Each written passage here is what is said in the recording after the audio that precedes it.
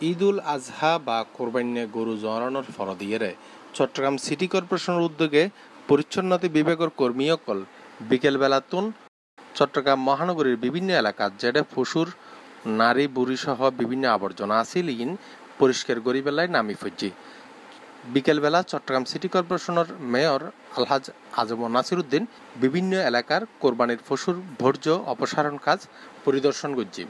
এই সময় উনি হই যে পরিচ্ছন্নতা কার্যক্রম সুষ্ঠুভাবে সম্পন্ন হই এবং জবাইকৃত পশু বর্জ্যর কারণে নগরী যাতে দূষিত নয় নয় বলে বিভিন্ন ধরনের ব্যবস্থা গ্রহণ করছি।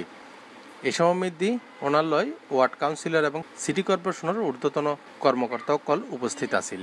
আমি মনে করি আমরা যে যেভাবে পরিকল্পনা গ্রহণ করেছি এবং যে পদক্ষেপগুলো নিয়েছি এবং এই ক্ষেত্রে যে সমস্ত পরিচ্ছন্ন কর্মী আমরা নিয়োজিত করেছি এবং আমাদের যে সমস্ত যানবাহনগুলো এটা আমরা নিয়োজিত করেছি, আমি মনে করি আমরা সফল হয়েছি এবং শতভাগ সফল হয়েছি। এটা আমরা নগরবাসী এটা স্বচক্ষে দেখেছেন।